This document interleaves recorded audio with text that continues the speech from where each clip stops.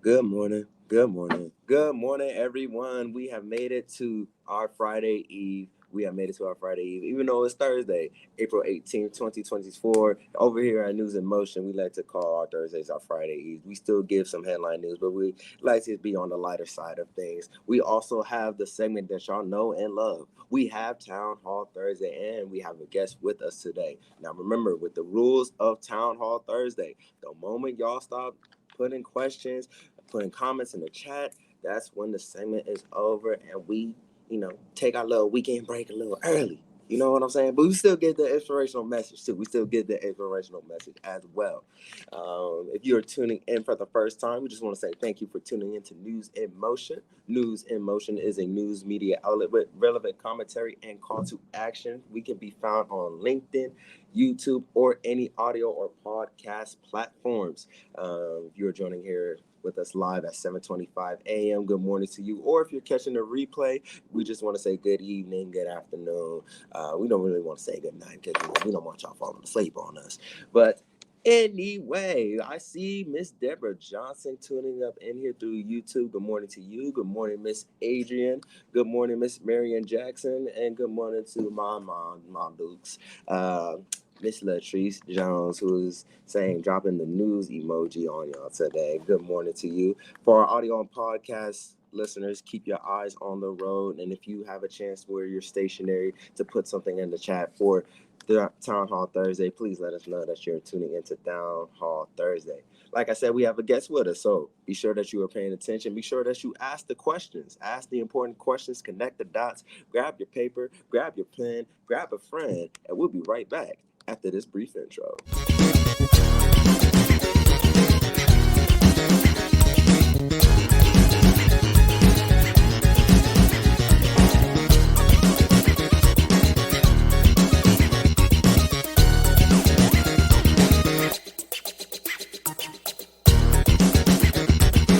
News in Motion.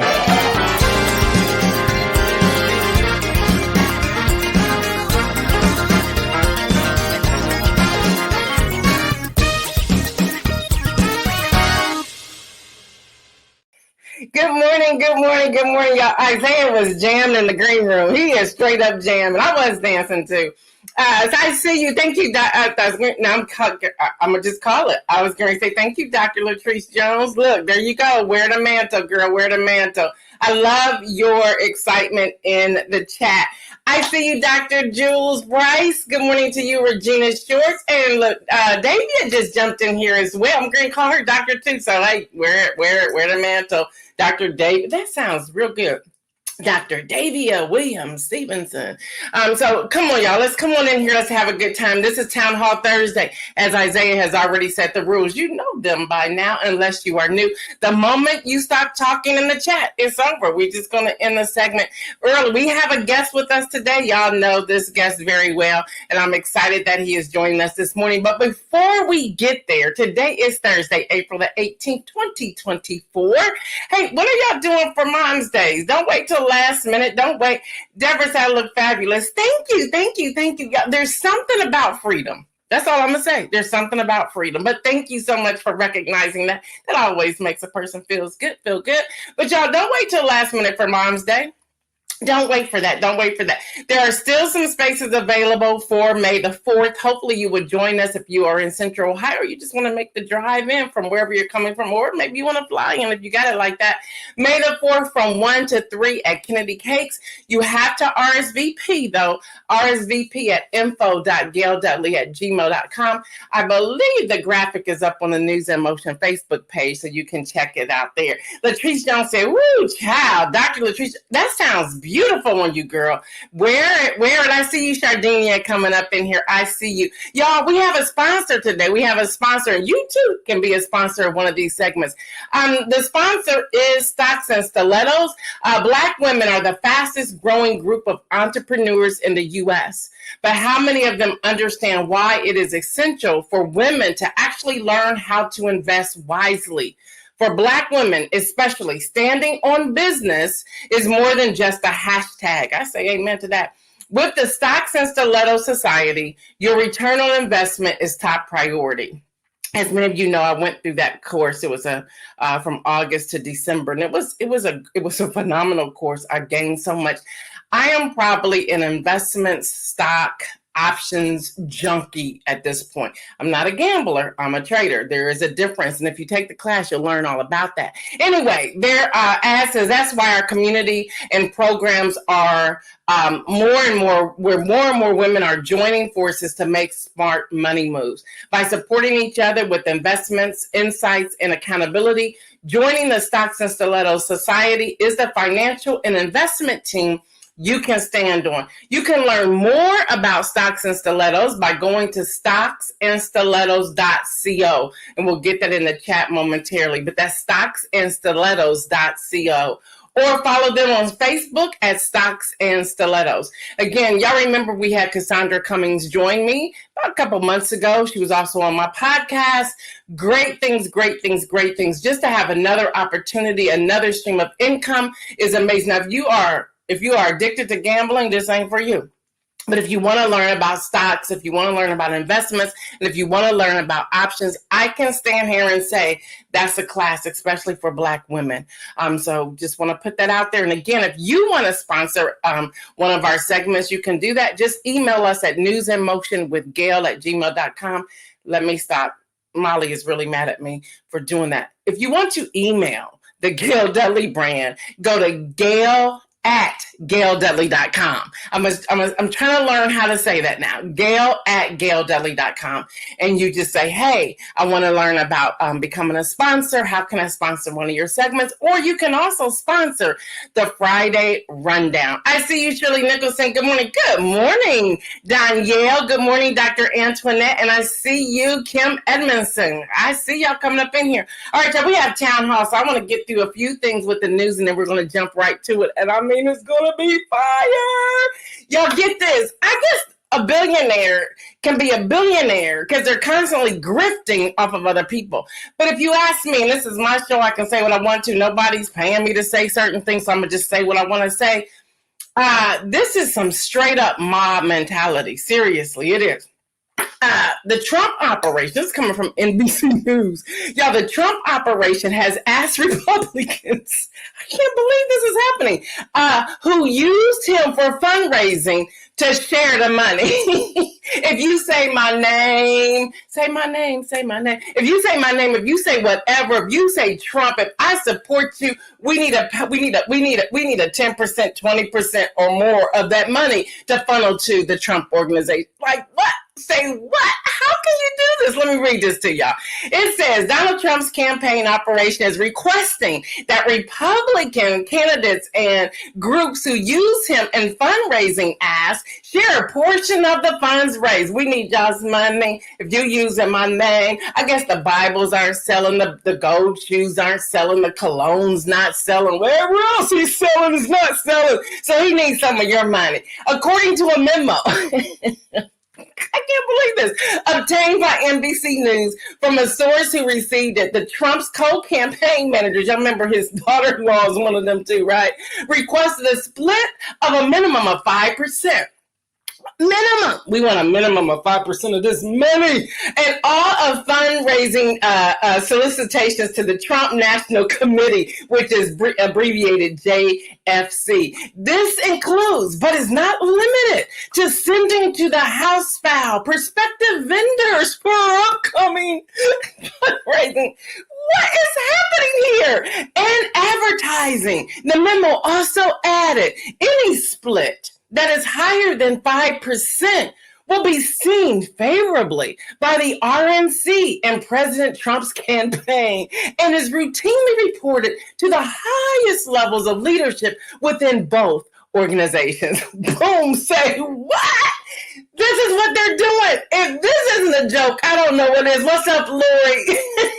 Kim says straight up mob move, straight up. Dr. Antoinette says, does he pay people for using their music? Ha! Great question. Latrice says, Trump wants his NIL money. Y'all, this is hilarious. Deborah says, boy, bye. Dr. Antoinette said, nobody wants those con airs. The Scent of Convict or the Unholy Book. Boom! That's how you put it together, y'all. All right, y'all. So I can't believe I just read all that to y'all. I read it and I was like, this is a joke, right? And I had to go fact check it, and it is straight up facts. This is really happening. We need some of your loot. We need some of that haul over there. If you use my name, I'm going to need you to pay for it. Like, seriously. This is amazing. All right, y'all. Mayorkas, impeachment. The House Republicans sent 2 articles, as you know, of impeachment against the Homeland Security Secretary on Tuesday. Now, they knew good and well. They did this parade. They marched it over. All the media was watching, and they went and delivered them. Yeah, it's a ceremonial parade. We did the Democrats did it too. Nancy Pelosi when they went to go impeach Buttercup. All right, so the Senate then. Chuck Schumer was like, we ain't going to take this up. So they just kind of like bulldozed yesterday. And they were like, we going to dismiss these charges. Ted Cruz has something to say. Somebody else has something to say. There was a vote. The vote won down the middle of the line, 51-49. That's why you have a majority. Hello, somebody. But then we got Senator McConnell. Boy, sit down. This was Senator, and I got the full quote. Like the full quote, the full transcript quote. And we'll talk about that in a moment. He says, Madam President, we've set a very unfortunate precedent here. This means that the Senate can ignore, in effect, the House impeachment. It doesn't make any difference whether our friends on the other side of the aisle thought he should have been impeached. He was.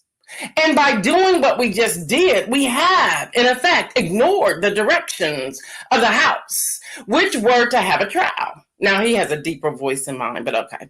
No evidence, no procedure. This is the day. It is not a proud day in the history of the Senate. Boy, if you don't take a few seats, seriously. Didn't you, reject the hearing? Y'all know what I'm talking about, right? Buttercup, didn't you, ignore, impeached twice? Didn't we do this already? What do you mean? No, you set the precedent. And Chuck Schumer just following suit. I want to hear from y'all before I bring on our guests. I want to hear from y'all. But here's some of the comments that was in, because y'all know, Twitter, X, whatever you want to call it, they still be going buck wild in there. Somebody said, this is Pam Rookie, said, maybe you should have thought about precedent and procedure when denying Obama his constitutional right to choose his Supreme Court of the United States replacement.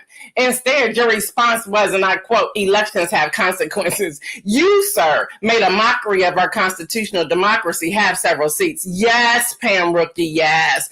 Oreo Burrito, these are names on Twitter. Oreo Burrito said, wait, so Trumpy was impeached by the House twice and the GOP-controlled Senate acquitted him. That was okay. Then we had Notorious B.O.B. who said, you mean like the GOP-led Senate that did with Trump's 2 impeachments? And then we have, I don't even know, I think it's Guy Monticello. It says, Mitch has no right to chastise anyone setting dangerous precedents. He has said more than anyone else in the history of the Senate of the United States of America. Then we have Reckless Photo says, now he's concerned with dangerous precedent. Hello, somebody. Everybody, let's say it together. Mitch, take some seats. All right, y'all. Yesterday I shared on the X post by Senator Tom Cotton, who said, I encourage people who get stuck behind the pro-Hamas mobs blocking traffic, take matters into their own hands to get them out of the way. It's time to put an end to this nonsense. That was him.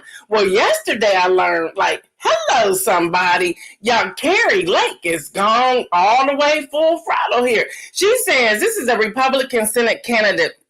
Carrie Lake said on a rally on Sunday, y'all, she said this is a quote. I listened to it. I wanted to make sure she really said the words out of her mouth. She said that her supporters should strap on a Glock. I'm like, what is happening? I don't know if Pastor Alex is on here or not, but talking about violence. And she says to prepare for the upcoming 6 months before the 2024 election, which she said will be intense and difficult, marking the candidate's latest controversial comments. So let me say what she said. She says, I just don't believe this. She says, we are going to put on the armor of God. She put God and Glock in the same sentence. She needs to take some seats. She said, we're going to put on the armor of God, then maybe strap on a Glock on the side of us just in case. Those were her words. And then she said, it's going to get intense and it's going to be difficult. What? And y'all, let's just go ahead and say it. This goes along with however y'all want to put it all together about, old Buttercup's rhetoric. It's going to be a bloodbath. If I don't win, it's going to be a bloodbath. And yes, he's trying to say he was talking about the UAW and all that. But when you really listen to that speech, you don't know what he's talking about. He just says it's going to be a bloodbath. What's up, Judy Neal? Kim Edmondson says, hit the like button, please. Can y'all please hit the like button? What's up, Verdi? I see y'all rolling up in here. Y'all like, what this crazy girl talking about today? Yes, Kim Edmondson, that's what it has. So why vote? Why vote? Why vote? Let the town hall begin. Come on in here. Pastor Derek Holmes, the newly elected pastor of the Union Grove Baptist Church in Columbus, Ohio. He is our political strategist. What's up? Hey, what's going on? Well, I am here for all of your energy this morning. You need to know that I am so beat for it. Look, I love it. I love it. Good to see you. Listen, good to see you. I was laughing. I was telling Kevin, I said, guess who I have on the show? He said, nobody but Derek. I said, I know Derek on the show. He said, where y'all worked, where we worked, we won't name the company. He said, they couldn't handle y'all. He said, they couldn't handle the two of y'all working together because y'all was shaking up some stuff. I said, yeah. When we would go to meetings, they were like, what are they about to say? That's true. That is the truth.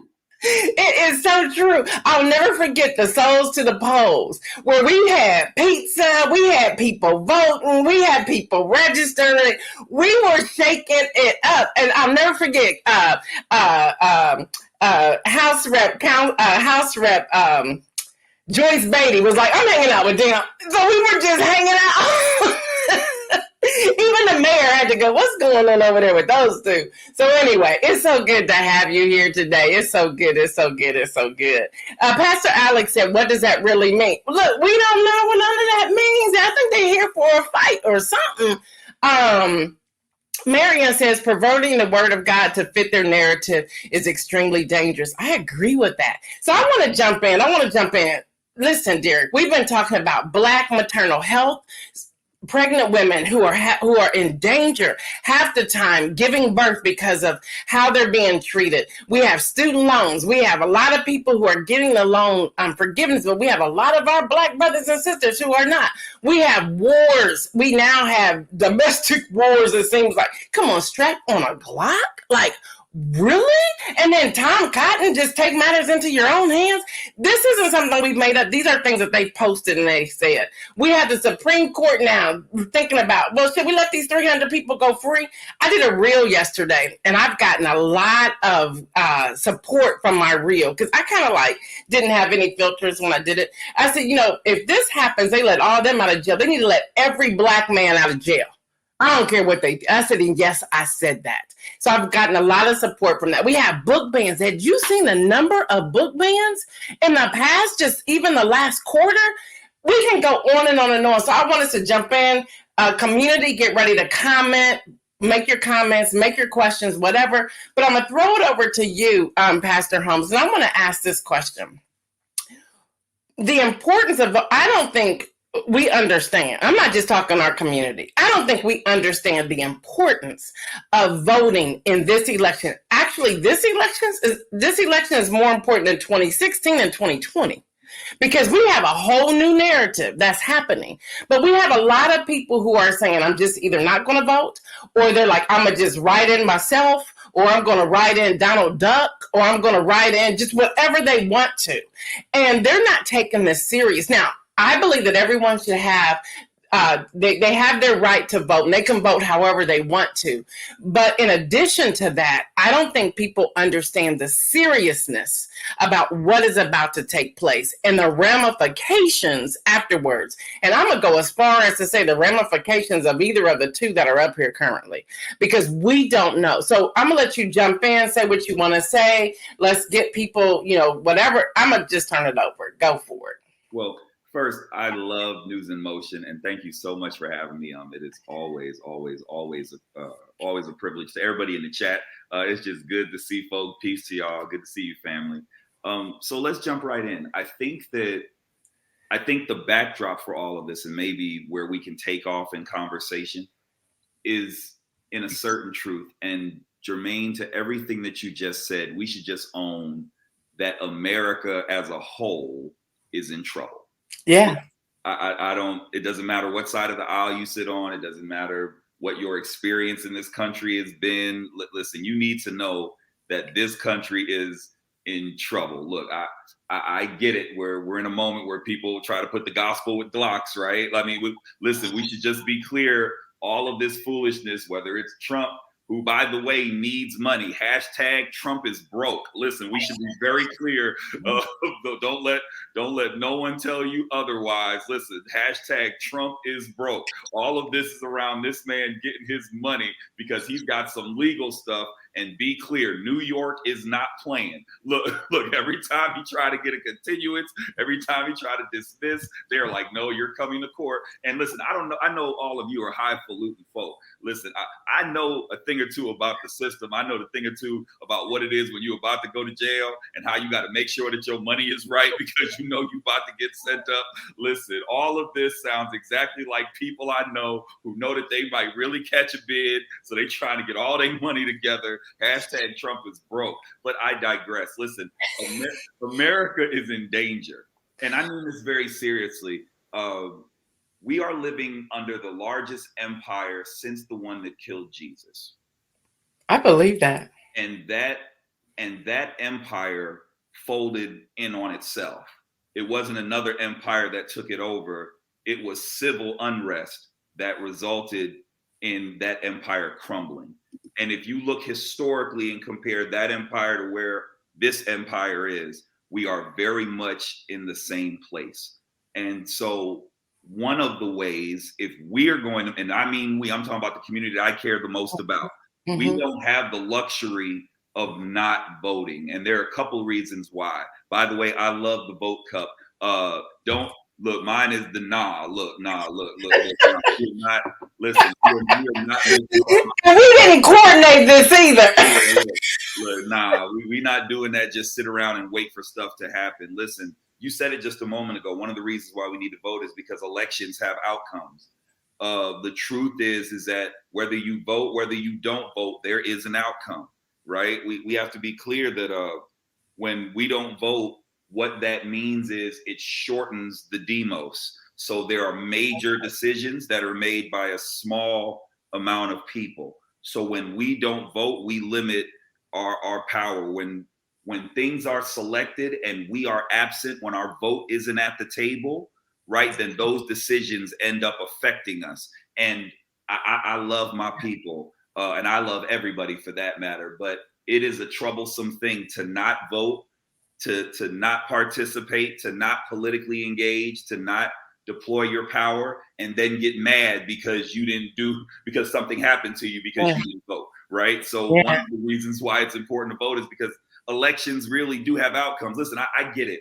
You catch me on the right day, I'm a bit of a conspiracy theorist. I think there are some things that we just don't talk about that are just real things. I believe very few things in this country are accidental. I think there are levels of information. I think there's stuff that we know and stuff that we're not privy to know. I really believe that. But listen, one of the things that is not conspiracy, but is just true, is the reality that elections matter. Listen, there's a reason why they tried to take the vote from us.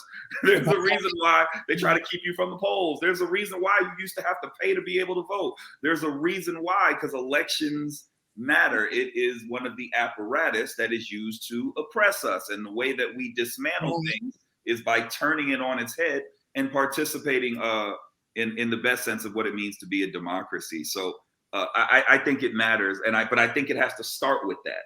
I think we have to start with the notion that this thing is breaking down. Well, if you think about the right now, the right isn't just where it's just one side and the other side. No, the right is fighting with itself. And You know what I mean? And if you notice, the left is really just kind of sitting here like, we're going to let y'all just beat each other up, right? Right?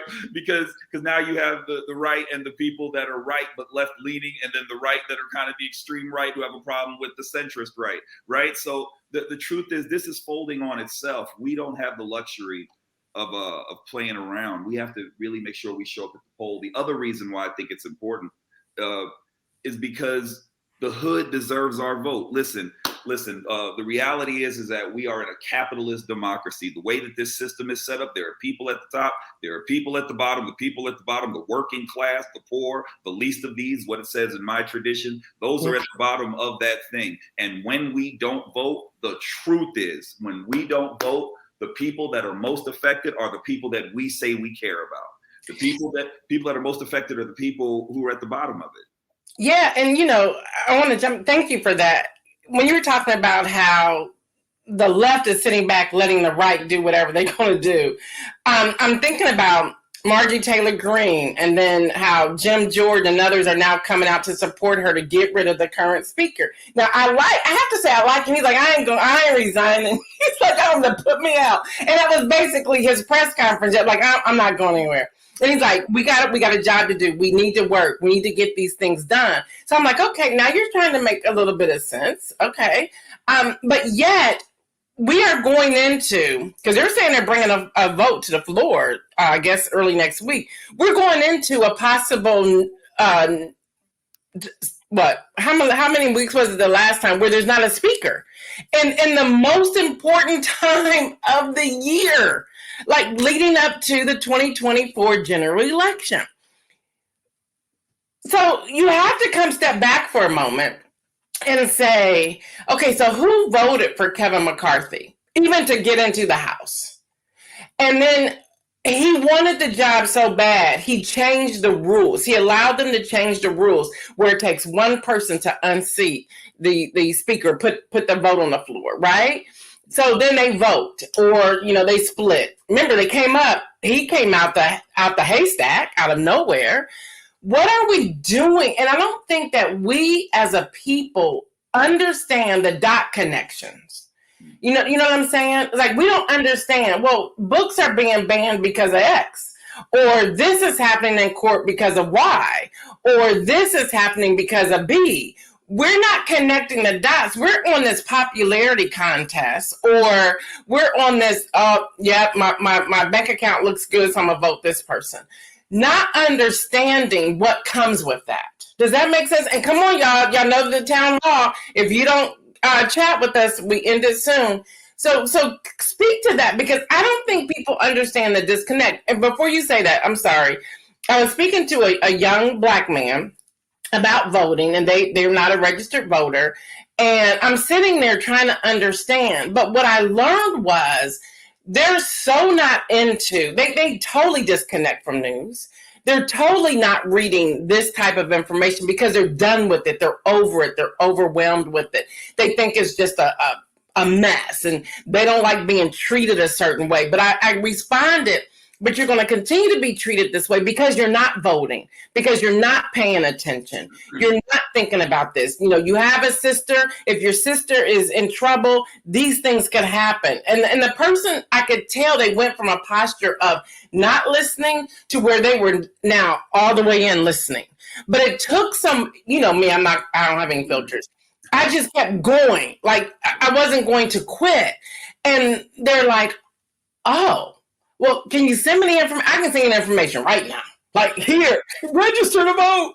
But they disconnect from it. So I know I said a whole lot, but jump in and keep. No, you're fine. No, and I think you're right that there's an opportunity for us to be connecting dots. Think with me on this. So we're in a moment where we're banning books. I just want to be clear. I love that you lifted that we are in a moment where books, and in particular sense, rhetoric, is being banned. Yeah. Now, what's also happening in that moment is not only are books being banned, but there is rhetoric that's being adopted as normal. Think with me on this. There was a real period where fake news wasn't a thing until that person got into office. Yeah. Where alternative facts wasn't a thing until it got into office. He just said it over and over again until it became like a thing. One of the real dangers of the moment that we're in is that American public discourse, American democratic discourse is devolving into WrestleMania, right? Where it's just who's popular, right? Kind of what story makes the news, what can be the most sensational, but we don't have a reference base because we're getting rid of all these books that have information and rhetoric that leads to precedence. And then we're allowing people to take and even co-opt rhetoric towards a different agenda. Remember when woke was okay, and now all of a sudden woke is bad, right? Remember that? All of a sudden, it was real weird. It just kind of happened. Like Friday, woke was okay, and then when you woke up on Monday, all of a sudden woke was something that was terrible. Right? That's because there's a co-opting of rhetoric that's going on. That has political implication, and we have to be able to connect those dots. And I want to hold space for the truth that, listen, there may be people who are watching this right now who just flat out are frustrated. Like the amount of work that you have to do in order to figure out what's right or what's wrong and where you come down and who has your interest and who doesn't, so much of that is just difficult. But the challenge of what we're doing and what we should be doing is owning that there's something redemptive in the work, right? It's worth doing the research. It's worth looking it up. And now in a moment where information is so much easier to get through, I remember having to get through a bunch of books and have to turn a bunch of pages. Now we're in a moment where, listen, if you have good internet, right? If you have good internet and a search engine and a little bit of time, you can get through a bunch of information and adjudicate between what's real and what's apocryphal. So I just think that you're right about the notion of connecting the dots. And I do think it takes work, but what we have to do to encourage people toward the poll is for them to do their work on the front end. So that way, going to the poll and pushing the button is the last thing you do. Because one of the ways that they oppress us is they make the language so lofty that you don't understand it, right? There's a reason why when you go and read, it looks the way that it does, because after 2 sentences, you're turned off, you're confused. And then the last thing you want to do is be embarrassed and tell someone that you're confused. So we have to make sure that we're connecting those dots so that we show up right at the polls. I agree with that 100%, 1,000%. I was just thinking, I shared on News and Motion, I think it was Tuesday. I get all these different alerts. And so here's a bill, an act that they're putting into place in 2024 about Pregnancy Fairness Act. I'm like, this is new? Like, why is it new? And they're in the bill or in this act, they talk about giving the woman a stool to sit on. I'm like, this is 2024. You mean to tell me we haven't been doing this? Like, why is this just being passed? And then it doesn't go into effect until 60 days from tomorrow. So even with that, it's even longer time before it even goes into place. And I'm trying to tell people, we're voting these people in. Why wasn't this a conversation? And with all the women that are now in Congress, why hasn't this come forth a long time ago? And then I talked about the Surveillance Act and how they're ready to ban TikTok, but they don't want to pass the legislation for surveillance. And then I did yesterday the not for sale, how the Biden administration is strongly opposing what they're trying to do, the Republicans in the House, to strip away the budget, which will allow for all kinds of things to happen, including fentanyl. Well, aren't y'all arguing about the border and the president allowing fentanyl to come over from Mexico? Like, they're double talking, but we're not paying attention because we're the ones voting for this. And these are the things we need to pay attention to. So can you speak to that? And I'm going to grab some of the stuff that's in the chat too, so we can come back to some of them as well. No, I don't know if I could say it better than what you did, right? Like, I think that there's room to. Here's the thing, and it's right in line with what someone just said in the chat around what we should be reading to help educate kind of. I have Davey up here now where it says whoever controls the language controls the interpretation of the movement.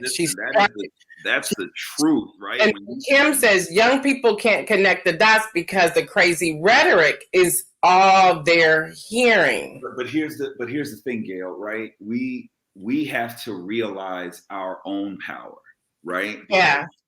We can create counter rhetoric, right? We're able to say, just because someone says it doesn't mean that gets to be the definitive word or the definitive phrasing. We have the opportunity to do so and make it pop. Real talk. Every time that you allow me the privilege of being on this amazing media platform that we should be supporting with our dollars, that someone should right now be going to the Cash App and supporting. When we're doing that, every time that I'm on here, one of the things I'm always doing is saying a hashtag. The reason why I do that is not because I'm that social media savvy. What I'm trying to do is start rhetoric, right?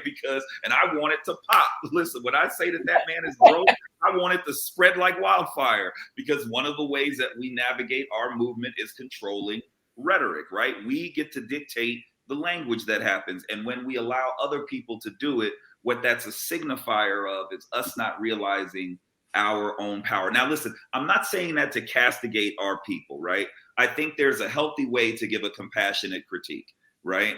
It's not to say that, oh, well, Black people need to be doing blah, blah, blah. Like, I'm not really beat for that, right? We get enough of that out in the world. What I am saying is that there's an opportunity for us to be more thoughtful around the way in which we deploy rhetoric, the way in which we use language, the way in which we think about the language that we hear over and over again. So when our young people hear the negative thing over and over, when our young people hear that the vote doesn't matter, when our young people hear that, this is all you have, just think about what happened when that ridiculous guy won the office, right? Or stole the office in many ways. But just think about when he was like, vote for, literally this was on his campaign, vote for me because, what other choice do you have? Ain't nothing going to get any better, right? That's rhetoric. And what we can offer is a different rhetoric, a rhetoric that says that when we vote, we win, right? A rhetoric that says when we understand policy and inform policy, we get what we want, right? When we have that type of thinking, and not the type that is a holdover from our oppression that says that things just happen to us and we just figure out how to be okay, that's oppression. When we make up our minds and say, no, I'm determining the standard that I'm and my people are going to live at. And if you don't work for me, then you won't work for me. When we change our posture in that way, that's something that young people get behind. I really believe. In fact, in my experience as a pastor and talking to young folk, one of the things that I regularly see when we connect it to the historical context, they're not as interested in that. It's not that they don't care. They're just so far removed from it that it's not as relevant. When you say that this affects your cousin that might get locked up, or your friend that might have made a mistake, or this might keep one of your friends alive so that way they can be on your timeline a little longer, or hey, this helps you get jobs, or hey, this helps you with student loan debt, or hey, look, because it's Women's Maternity Health Week, right? Or hey, this makes sure that you have health care and get quality care so that way we can live generation after generation, especially for Black women. When you say that to young people, when you deploy that rhetoric, instantly they're with it. Hey, how do we do that? Hey, well, it starts by you going to the poll and look early if you need to, right? But it starts with you being involved this way, but it's the last thing you do because you're doing all these other things. So I just think there's an opportunity for us to rethink how we navigate our power. I really believe that. I agree with that. Deborah was saying, I have never seen this level of voter discontent. What should we be reading to help educate the undecided? That's a great question. There's a book that came out, and I mentioned this one yesterday. And Derek, I don't know if you've seen this one or not. It just came out 2 days ago. We Are the Leaders We Have Been Looking For. Mm-hmm. That book, I grabbed it, started reading. I was like, wow, this is good. I think that's one to understand that we're the leaders. We're the leaders, the people that we've been looking for. Other things that you can suggest for reading that Deborah's talking about. And as you're thinking of that, Pastor Alex said banning books is the equivalent of banning crack cocaine. Wow. If you want it bad enough, I need to probably grab my glasses. If you want it bad enough, you'll get it. Well, I agree with Alex to a degree. It also presupposes a level of addiction. Now, listen, I suffer from this addiction. So you're right. If you ban a book from me, look, I'm going to go get it. The Barnes & Noble is my hiding spot, right? If there's a generation that is not as predisposed to literature, then maybe they don't have the addiction to go chase it. But I do agree, that, when you want it, you go after it. There's a book that's it's called, I just looked it up because I couldn't remember the whole title. It's called What You Need to Know About Voting and Why. It's by Kim Whaley.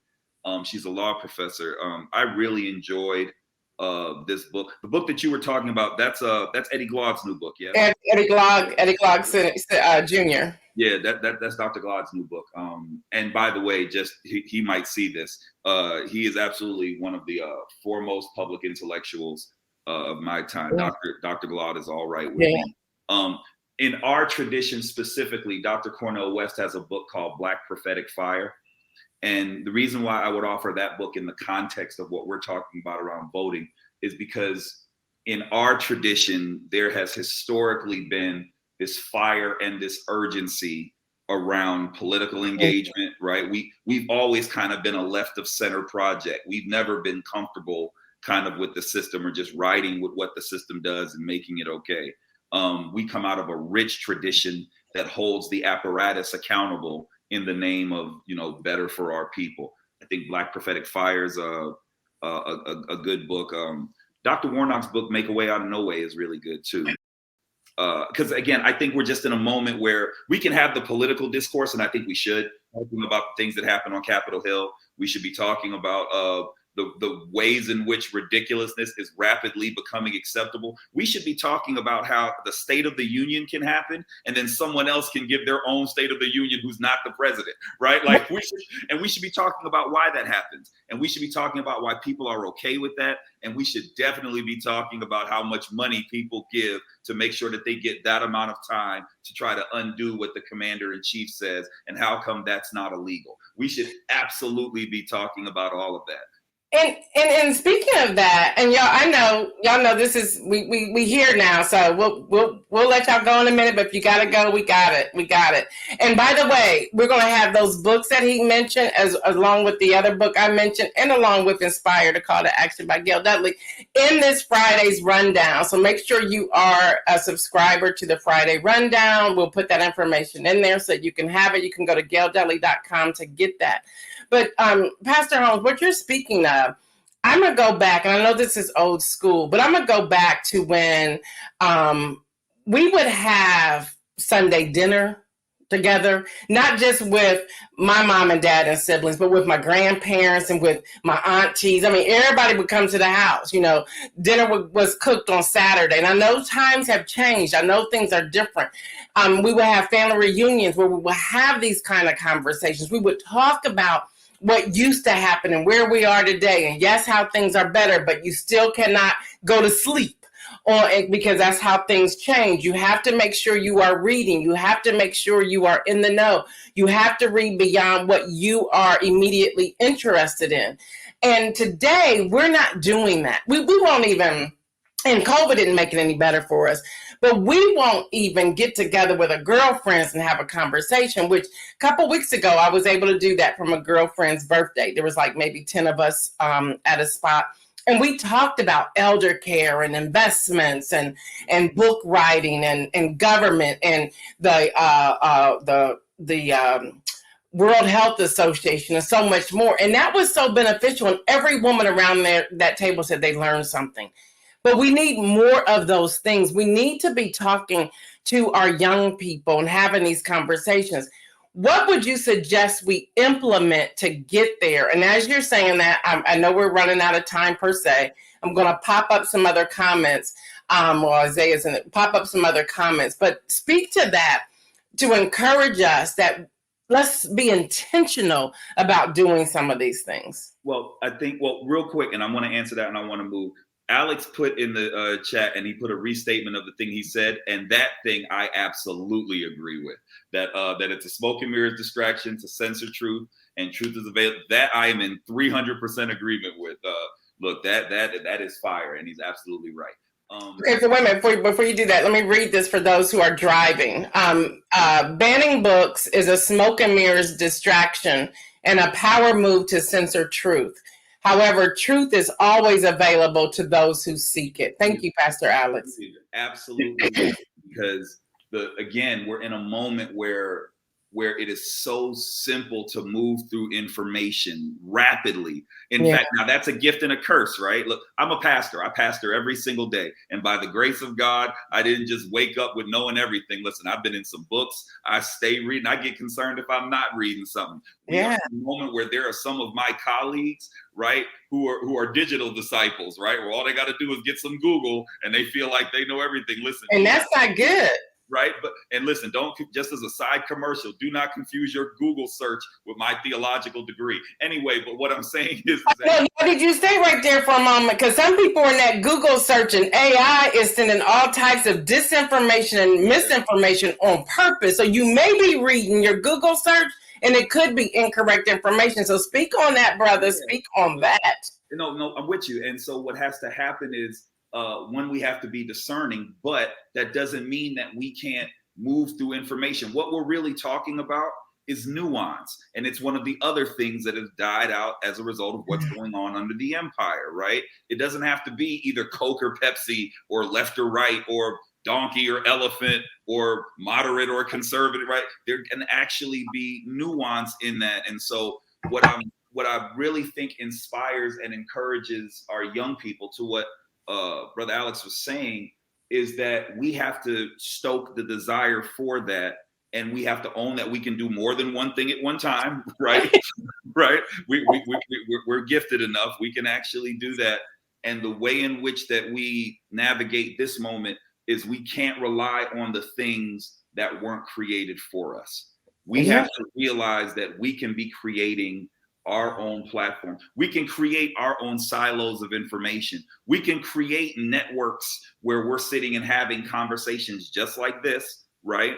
Around how we feel about political process. We have the ability to create our own movements, right?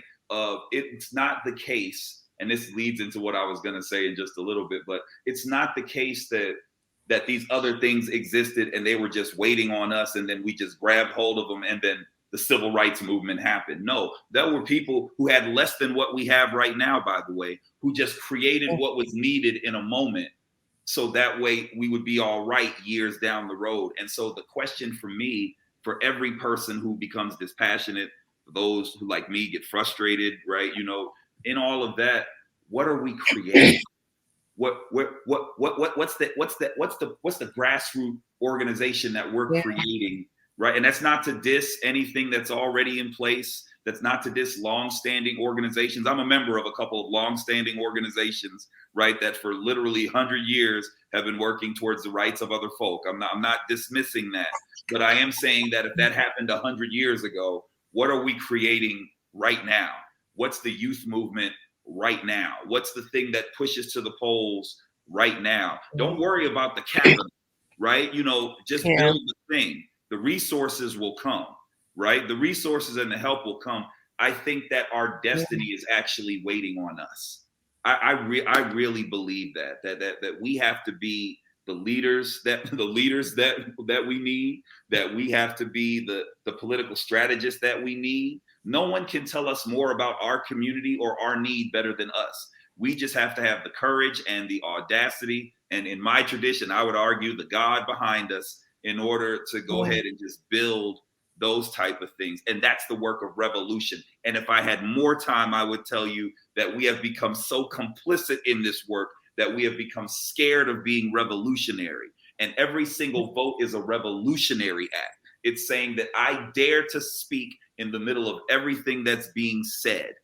I'm going to lift my voice. You are not just going to do, and I'm just not going to say anything. And if I was really hood, I'd tell you, I ain't no punk like that. You know what I'm saying? Like you're not just gonna just do whatever and it's just cool. I'm just gonna sit here and take it. That's crazy to me, right? Like I think that we have to encourage revolution. And I think young people are already there. I don't think we give them enough credit. They're already on the revolutionary edge. But when we approach them with complicit talk, they're not here for it.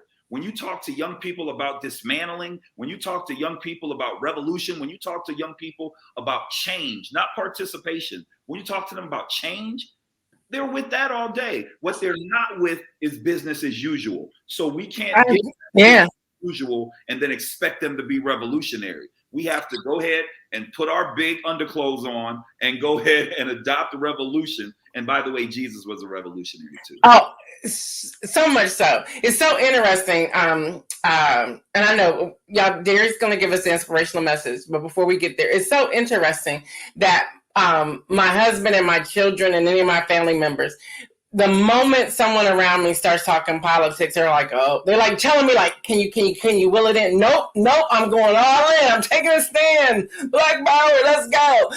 And they just laugh because they're like, oh no, we're gonna be here another 30 minutes as my mom talks about this. But I was listening to a group of young people, and I know this is a going off another direction. I know we really can't, but I just want to say this here.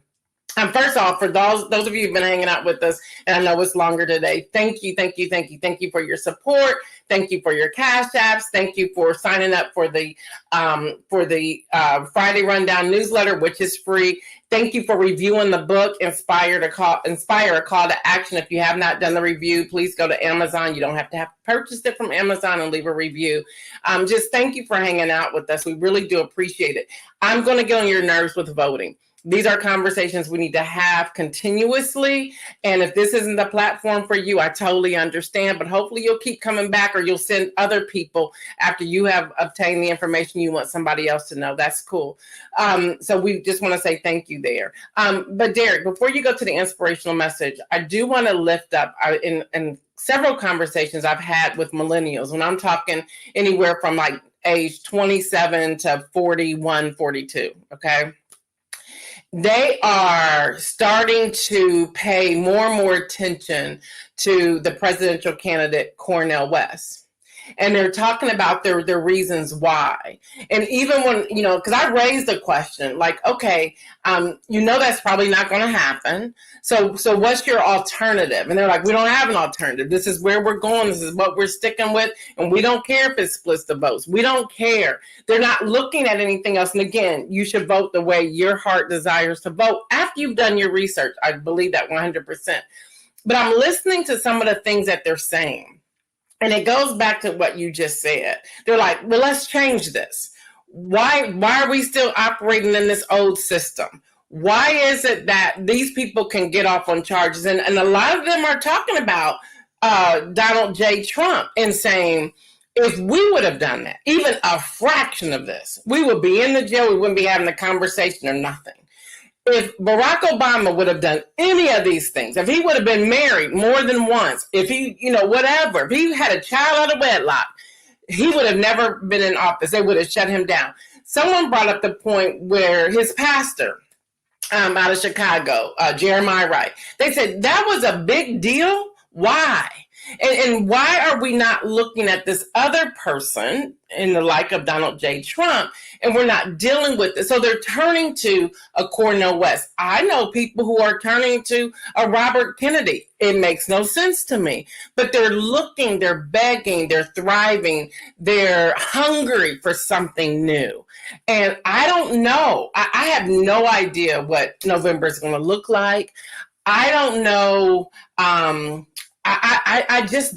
don't know. And that's why here on News in Motion, I'm constantly saying, okay, let's talk about the Pregnancy Fairness Act. Let's talk about the Surveillance Act. Let's talk about TikTok. I'm pulling these things out purposely to say, this too is on the ballot. Black Maternal Health Week. This too is on the ballot. Student loans, internships at the White House, these things too, let's talk about it. All right, I said a whole lot. I'm gonna let you talk, and then I'm gonna let you take it away with the inspirational message. And before I go there, I just love you hanging out with me. Oh, I love you to listen. I was like, he's going to be the big pastor of Union Grove. He may not want to fool with me no more, but I'm glad to know you still hanging out. I'm riding with Gail Dudley till the wheels fall off and fall down the street. You are good. You are good money with me. No. So in fact, I'll say it and then I'll go to the message. Is that okay? Yeah. So we'll all line up. So what you outlined is a way of thinking through a two-party system, mm-hmm. right? So it's either this or this. And I think there's an opportunity to expand the way that we think around the electorate, because one of the ways we think about processes is the way in which that we can manipulate them to our interest, right? Social engineer in a certain way. And let me say what I mean by that. I live in Ohio. Ohio is a swing state, right? So the truth is that while every vote should matter, we had that conversation before about the Electoral College, but Ohio, right, means a certain thing in terms of national politics, right? So here, while I may be more progressive in my inclination, strategically thinking big picture, I might not vote as far as a Green Party candidate. I may be voting for someone on the left as opposed to the right.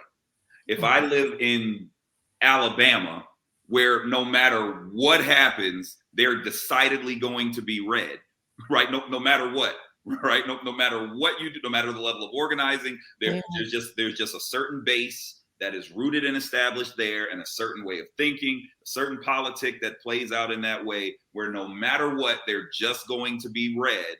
It makes perfect sense to vote for Dr. West, right? I could absolutely see, I could see somebody writing in a vote if I know that no matter what it is I vote, the populace is such to where what I vote isn't going to come to pass. I could absolutely imagine someone writing in en masse incarceration, right? Like I could totally see that. And there are all types of and there are all types of political scientists that kind of understand kind of this adjudication. I'm not saying do that. What I am saying is to your point, we get to be strategic about the way in which we think through the vote. And Kim, listen, I know even when I said that swing state statement, there was part of my brain that was like, yeah, but Ohio, listen, when you talk about the major metropoli, Columbus, Cincinnati, Cleveland, little bit of Dayton, those are decidedly blue cities. When you start getting out here in rural areas, it's real red. So if I were really comfortable, I would actually say that Ohio is purple. But that's another. I was getting ready to say that, and I was like, I ain't gonna interrupt my brother, but I think it's purple. But go ahead. You're pretty purple, and the work that we should be doing is trying to turn that purple to blue, right? So, but I say that to say that we should be thinking strategically about our vote. Here's the inspirational message.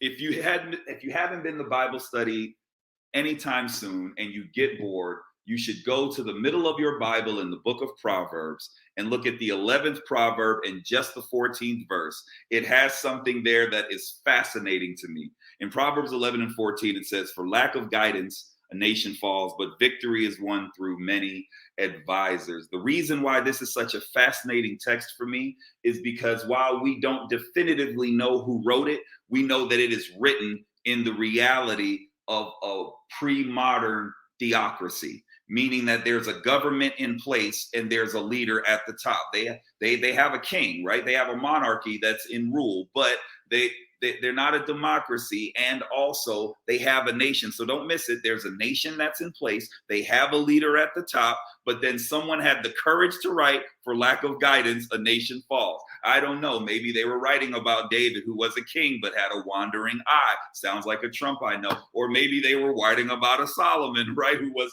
the wisest king of all history, but also, had some issues with all of these wives and all of these side chicks. Sounds like a Trump I know. But listen, they have a nation and they are in rule. They have someone at the top. They're not looking for leadership. They already have it. And somebody had the courage to write that even though there's a leader, for lack of guidance, a nation falls. Victory is won through advisors. And I love this notion because as we are in election season, as we are thinking through the reality of our nation, there are no shortage of people in position in this country. We have a president, we have a vice president, we have a secretary general, we have Supreme Court. In fact, we have nothing but justices. By the way, isn't it interesting how many justices we have, yet we as a nation are still looking for justice? I'll leave that alone. Listen, the Bible says that for lack of guidance, a nation falls. You can have leadership, but not have guidance. And one of the ways that we guide this nation, if we want to keep it from falling, is that we guide it with our vote. That when we vote, we are advising policy. When we vote, we are advising leaders. When we vote, we are advising the direction of the nation. When we vote, we say that we're not dealing with this anymore. When we vote, we dismiss the stereotypes that say that we are a chatteled and captured electorate, that we can be herded to the polls and then dismissed after November. When we vote, we begin to inform inform policy and deploy our power. When we vote, we dictate the terms of a thing and not let the thing happen to us. The Bible says, for lack of guidance, a nation falls. And part of the reason why our nation is falling is not because there aren't positions. It's not because we don't have money. It's not because people don't want it to fall. It's because there is a lack of guidance. And I know that you might be frustrated, and I know you might be irritated and aggravated and agitated and all the cousins of aided. But my brother, my sister, our nation doesn't need another position. Our nation needs a revolution of value. Our nation needs to make sure that we are advising and dictating the direction of the democracy. So my brother, my sister, my people, I know you're tired. I know you're frustrated. I know that you don't want to have to deal with this. And quite frankly, we shouldn't have to deal with this. It shouldn't be our mess to clean up, but we need to vote. There is no such thing as an unimportant election in the Black community. Every election matters for us. And so please go out and make your voice heard. Tell someone else to go vote. If you haven't registered, then you go ahead and get registered and take someone with you when you do it. Because here's the thing, when we vote, Shirley, when we vote, we actually win. When we vote, we get what we want. When we vote, we change things. When we vote, we make those in power uncomfortable. When we vote, we actually begin revolution. And if we are to get there, it will not be because we wait on well-intentioned folk to give it to us. If we are to get there, it will not be because if we cry and pout loud enough, things will change. But when we vote, things actually move for the better. I pray that you're well, and I hope that that made some sense. I'll talk to you soon. Peace.